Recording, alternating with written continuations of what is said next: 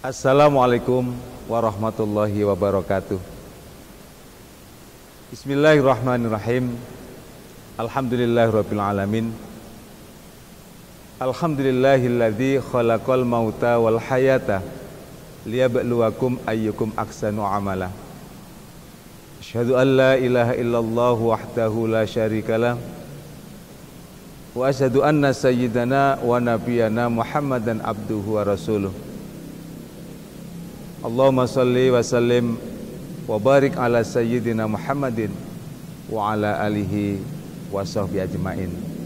Amma ba'du. Sahabat channel Assalam yang berbahagia, alhamdulillah, puji dan syukur marilah kita panjatkan kehadirat Allah Subhanahu wa taala atas nikmat-nikmatnya yang selalu mengalir dalam setiap hembusan nafas kita. Nikmat-nikmat Allah yang selalu menaungi dalam setiap langkah kita. Kita syukuri nikmat-nikmat Allah dengan kita berusaha meningkatkan kualitas penghambaan dan ketakwaan kita kepada Allah Subhanahu wa taala.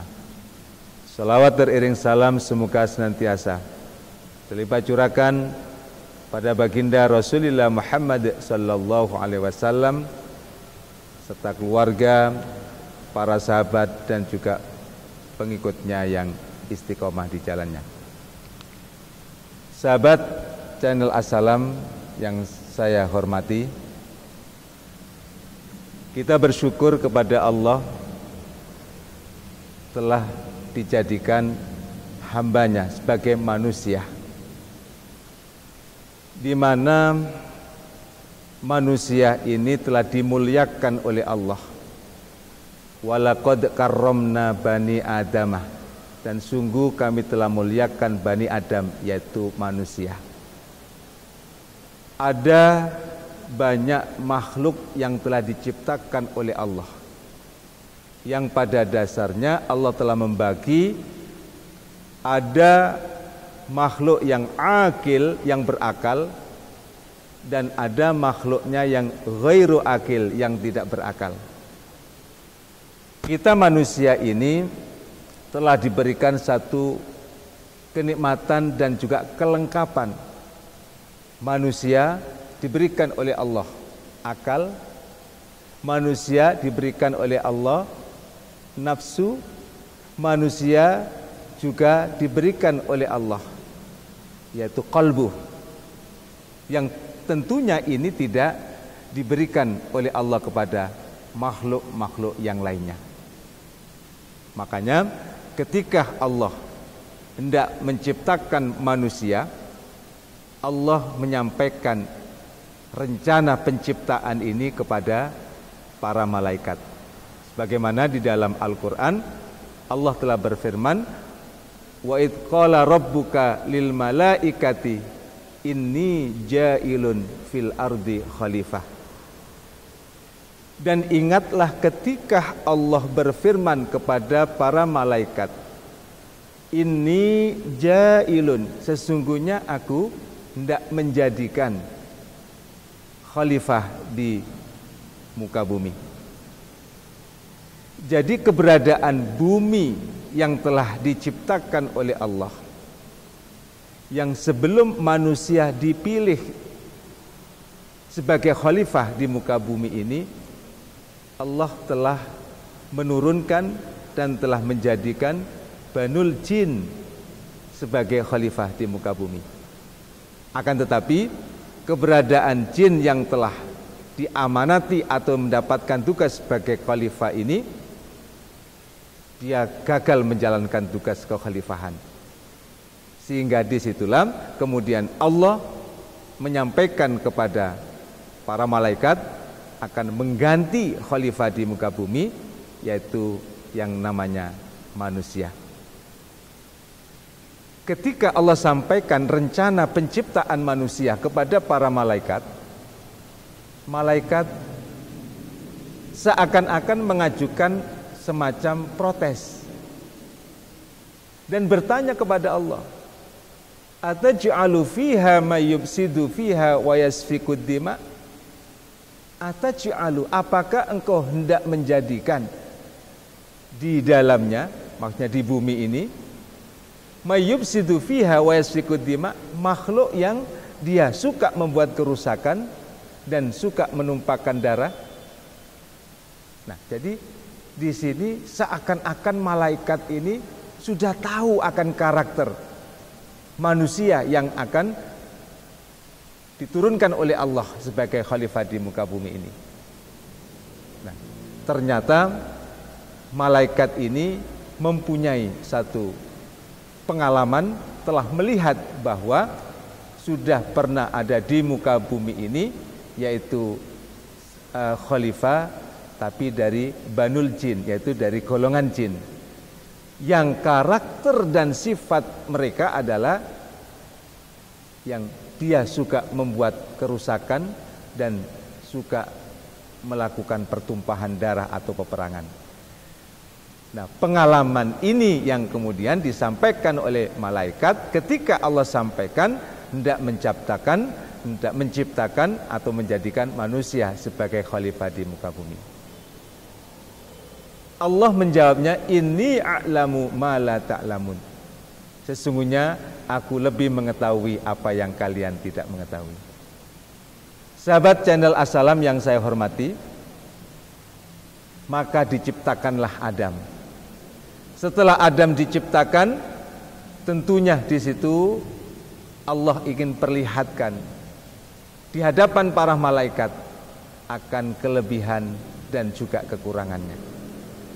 Karena sebagai kesempurnaan, artinya manusia itu sendiri bukan berarti tidak punya kelemahan, bukan berarti tidak punya kekurangan, justru adanya di satu sisi punya kelemahan dan kekurangan sebagai kesempurnaan dari manusia.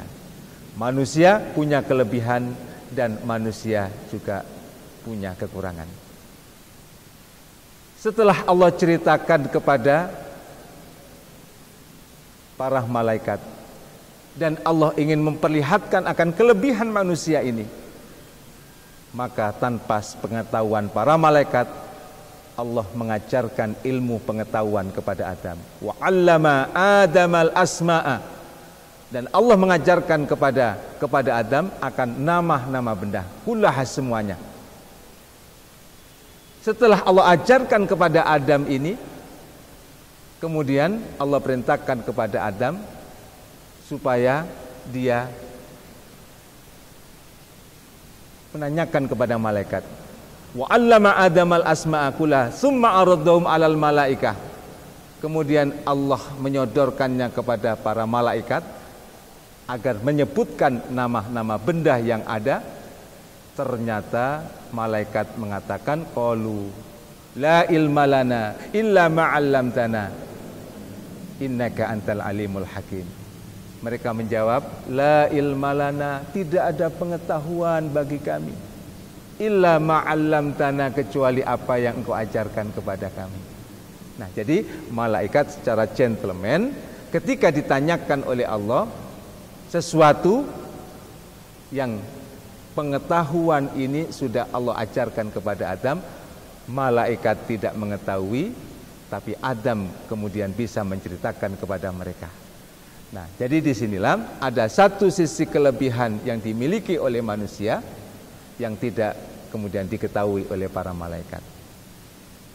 Kemudian dalam rangkaian artinya penciptaan ini, yang kemudian Adam ditempatkan di surga bersama para malaikat. Ya Adam uskun anta wa zauzukal jannata, wahai Adam, tinggallah kamu dan juga pasanganmu di surga. Wa kula minha ragadan haitsu su'tuma, dan nikmatilah semua fasilitas yang ada di dalamnya dengan sepuas-puasnya. Tapi wala taqraba hadhihi syajarah, tapi ingat kamu jangan mendekati pohon ini. Fatakuna minaz zalimin, maka akan menjadikan kamu termasuk orang-orang yang zalim. Ada perintah tapi juga ada larangan. Nah, yang kemudian kita pahami, disinilah awal mula penciptaan manusia ini pada dasarnya sebagai penghuni di dalam surga. Itulah awal penciptaan manusia adalah ditempatkan yaitu di surganya Allah. Tetapi maksud dan tujuan Allah bukan untuk menjadikan Adam atau manusia ini sebagai penghuni surga, tapi sebagaimana yang sudah disampaikan kepada malaikat, yaitu akan ditugaskan sebagai khalifah di muka bumi. Makanya pada saat ketika Adam diturunkan, Allah telah berfirman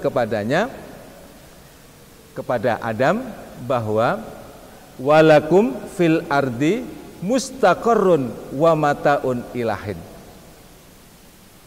Walakum bagi kalian, jadi Adam dan juga istrinya.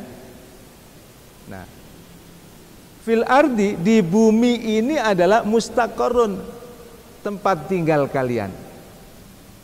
Wa mataun dan kesenangan hidup. Ilahinin, tapi sampai batas waktu yang ditentukan. Jadi setelah Adam diturunkan dari surga kemudian ke bumi ini, Allah telah tetapkan, Allah telah nyatakan bahwa bumi ini adalah pertama mustaqarrun, tempat menetap, tempat tinggal. Ada jutaan planet-planet yang diciptakan oleh Allah. Tetapi yang ditetapkan oleh Allah bahwa bumi inilah sebagai tempat tinggal atau tempat menetap. Wa mataun dan juga kesenangan hidup ilahin sampai batas waktu yang ditentukan. Sebagai tempat kesenangan hidup ini pun juga ada batasnya, ada batas waktunya. Berarti bumi bukanlah tempat yang kekal. Ada masanya. Nah, kalau bagi manusia, anak keturunan Adam, batas waktu yang ditentukan oleh Allah, ilahinin sampai waktu yang ditentukan, tidak lain adalah ajal. Nah, makanya setiap manusia, anak keturunan Adam ini telah dibatasi masa hidupnya di dunia ini, yaitu mereka dibatasi dengan ajal. Tetapi tidak ada sesuatu ketentuan mengenai berapa lama. Allah hanya menggariskan setiap manusia dia akan dibatasi dengan yang namanya ajal. Kalau umatnya Nabi Muhammad, Rasulullah Muhammad sallallahu alaihi wasallam dalam salah satu sabdanya telah menyatakan a'maru ummati baina sittina wa sab'ina. Kisaran umur untuk umatku baina sittina wa sab'ina. Kisaran antara 60 dan 70. Wa aqallu man tazawwaja minhuma, sedikit di antara umatku, berarti umatnya Nabi Muhammad yang melewati angka itu, angka 70. Ada, tetapi prosentasenya adalah kecil atau sedikit. Tapi mayoritas standarisasi usia untuk umatnya Nabi Muhammad kisaran 60 sampai 70. Sahabat channel Assalam yang saya hormati, jadi ketika Adam sudah diturunkan ke bumi, Adam kemudian menjalani kehidupan di bumi ini. Karena sesuai dengan fungsi penciptaan Adam adalah sebagai khalifah di muka bumi. Nah, dalam hal inilah perjalanan manusia untuk menjalani tugas kekhalifahan di muka bumi ini, supaya nanti pada saat atau pada akhirnya ketika kembali kepada Allah, manusia akan sukses dalam menjalankan tugas kekhalifahan ini. Maka Allah turunkan yang namanya petunjuk atau agama. Ketika Adam diturunkan, kemudian ditegaskan faman tabi'a hudaya fala khaufun alaihim walahum yahzanun. Maka barang siapa yang mengikuti petunjukku, petunjuk Allah tidak lain adalah agama. Fala khaufun alaihim maka tidak ada kekhawatiran atas mereka, walahum yahzanun, dan tidaklah mereka bersedih hati. Perasaan khawatir, perasaan sedih hati, ini adalah dua perasaan yang selalu dekat dalam setiap hati manusia. Makanya dalam hal ini berkaitan dengan bagaimana kita menjalani kehidupan di dunia ini sehingga nanti kita kembali kepada Allah, termasuk orang-orang yang beruntung, termasuk orang-orang yang sukses, termasuk orang-orang yang berbahagia. Barangkali kita patut merenungkan. Ada 4 pesan Rasulullah Muhammad sallallahu alaihi wasallam kepada kita umatnya. Tetapi pesan ini disampaikan oleh Rasul kepada salah satu sahabat yang banyak sekali mendapatkan pesan dan wasiat dari Rasulullah Muhammad sallallahu alaihi wasallam. Sahabat ini yang dikenal dengan nama Abu Dzar Al-Ghifari. Abu Dzar Al-Ghifari suatu hari dipanggil oleh Rasulullah Muhammad sallallahu alaihi wasallam. Ya Abu Dzarin, wahai Abu Dzar, jaddidus safinah fa innal bahra amikun. Wahai Abu Dzar, perbaharuilah kapalmu. Fa innal bahra amikun, karena sesungguhnya lautan itu adalah sangat dalam. Nah, jadi di sini pertama Rasul berpesan dengan bahasa yang bahasa kiasan, sehingga tidak secara langsung kita bisa pahami. Rasul menyatakan dan berpesan kepada Abu Dzar, perbaharuilah kapalmu. Fa innal bahra amikun, karena sesungguhnya lautan itu sangat dalam. Kita memahami kapal adalah merupakan salah satu sarana transportasi yang bisa mengangkut dan menyeberangkan seseorang atau segala sesuatu dan berlayar di atas lautan. Kalau lautan sesuatu yang begitu luas yang kita tidak bisa melihat ujung dan tepinya, dan kita pun juga tidak tahu berapa kedalamannya. Perjalanan hidup ini diibaratkan sebuah samudra yang luas. Kemudian kapal itu diibaratkan adalah agama. Jadi di sini perbaharuilah kapalmu. Rasul berpesan, jaga dan pelihara agamamu. Sebab ketika seseorang ini sudah kehilangan pegangan dalam agamanya, maka sangat mudah sekali dia akan tenggelam dan karam sebelum sampai ke tujuan. Berarti yang Rasul pesankan, perbaharuilah kapalmu. Nah ini keimanan atau keyakinan kita, keislaman dan juga ibadah kita, akhlak kita yang harus selalu kita perbaharui, yang harus selalu kita jaga, supaya jangan sampai manusia itu kemudian karena godaan kehidupan dunia, karena gemerlapan dunia, sehingga karam, artinya kehidupannya tidak sampai kepada tujuan. Nah, sedangkan tujuan yang ingin diraih oleh manusia tidak lain adalah untuk mendapatkan ridha Allah Subhanahu wa taala. Kemudian yang kedua, wa khudiz zata kamilan fa inna safara ba'idan. Nasihat yang kedua, ambillah perbekalan yang cukup, karena sesungguhnya perjalanan ini sangat jauh. Kalau kita melakukan sesuatu perjalanan, pasti kita harus membawa bekal. Kalau seseorang dia melakukan satu perjalanan tanpa membawa bekal, itu namanya nekat. Di tengah-tengah perjalanan kita akan membutuhkan sesuatu. Nah, perjalanan kita manusia ini dari kita mulai dilahirkan, kemudian manusia akan meninggalkan dunia ini, bukan berarti akhir dari kehidupannya. hanya akhir kehidupan di dunianya, tetapi dia kemudian menjalani perjalanan yang lebih jauh. Perjalanan yang lebih jauh, yaitu alam akhirat. Nah, oleh karena itu perbekalan yang harus dipersiapkan. Bekal apa yang harus dipersiapkan? Sesungguhnya sebaik-baik bekal fa inna khairaz zadi taqwa, yaitu takwa kepada Allah Subhanahu wa taala.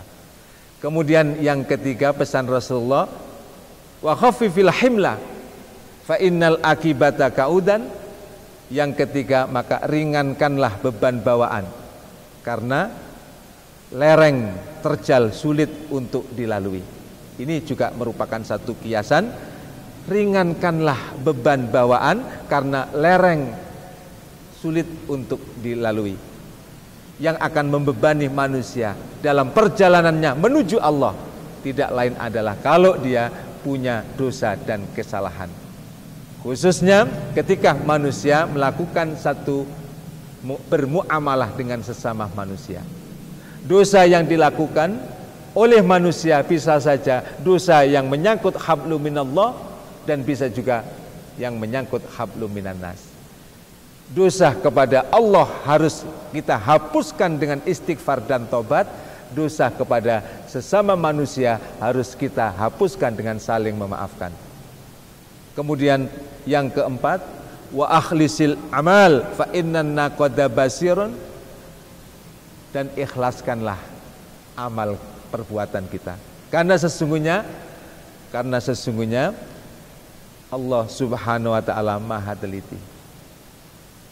Ikhlaskanlah amal kita di dalam melakukan sesuatu kegiatan ibadah.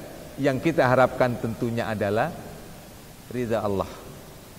Maka dalam masalah ikhlas beramal ini Rasulullah mengingatkan juga kepada kita, pada dasarnya semua manusia ini rugi. Halakan nas illal alimun, rugi dan rusaklah amal manusia kecuali orang yang berilmu. Halakal alimun, orang yang berilmu juga dikatakan rugi kecuali amilun, orang yang mengamalkan ilmunya. Halakal amiluna, orang yang mengamalkan ilmunya juga akan rugi, illal mukhlisuna, kecuali orang-orang yang ikhlas. Oleh karena itu kita mengharap kepada Allah Subhanahu wa taala supaya memberikan artinya kepada kita bimbingan dan tuntunan agar ketika kita menjalani kehidupan di dunia ini dengan memperhatikan 4 pesan Rasulullah tadi, sehingga kita pada saatnya ketika kembali kepada Allah termasuk orang-orang yang beruntung. Mudah-mudahan apa yang kami sampaikan bisa menjadi renungan kita semua. Kurang dan lebihnya mohon maaf. Akhirul kalam. Assalamualaikum warahmatullahi wabarakatuh.